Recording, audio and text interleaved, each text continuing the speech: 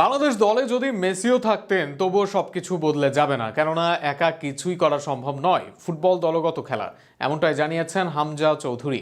নিজেকে বাংলার মেসি মনে করছেন না তিনি, বরং বিশ্বাস রাখছেন দলগত পারফরমেন্সে। হামজার বক্তব্য নিয়ে আরো শুনুন প্রতিবেদনে। আর্জেন্টিনা, বার্সা কিংবা ইন্টার মায়ামিতে লিওনেল মেসি যেন একাই হয়েছেন দলের ভরসা। বল পায়ে তার জাদুতে মুহূর্তে বদলে যায় খেলার চিত্র। বাংলাদেশের ফুটবল ভক্তদের কাছে সেই মেসির সমান জনপ্রিয়তা পেয়েছেন হামজা চৌধুরী।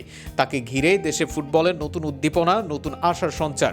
তবে বাস্তবতা নিয়ে খুবই স্পষ্ট কথা বললেন হামজা। আজ জাতীয় স্টেডিয়ামে সাংবাদিকদের মুখোমুখি হয়ে তিনি বলেন, ফুটবল কখনোই একজনের খেলা নয়, দলের সবার অবদানে আসে জয়। তার ভাষায়, মেসি যদি বাংলাদেশের হয়েও খেলতেন তবুও সঠিক কৌশল তৈরি করা ও দলগত সমন্বয় গড়ে তোলাই সবচেয়ে বড় চ্যালেঞ্জ হতো। তাই ফুটবল কখনো একজনের খেলা নয়, বিশেষ করে আমাকে ঘিরে তো নয়ই।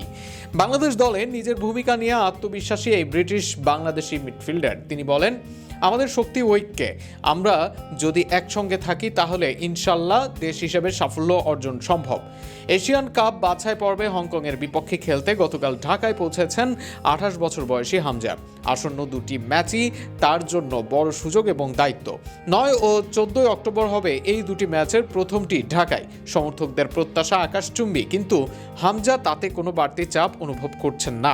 তিনি বলেন, না, এটা চাপ নয়। মিডফিল্ডারের কাজই হলো আক্রমণ ও রক্ষণ, দুই জায়গায় অবদান রাখা। আমি সেটা উপভোগ করি। এটা বড় দায়িত্ব, তবে আমি উচ্ছ্বাসিত। হামজার কথাই স্পষ্ট, তারকা খেলোয়াড় হয়েও তিনি দলীয় স্পিরিটে বিশ্বাসী। ব্যক্তিগত সাফল্যের চেয়ে দলের জয়ই তার লক্ষ্য। তার আত্মবিশ্বাস, বিনয় ও দলীয় মনোভাবই হয়তো বাংলাদেশের ফুটবলে নতুন দিগন্ত উন্মোচন করবে।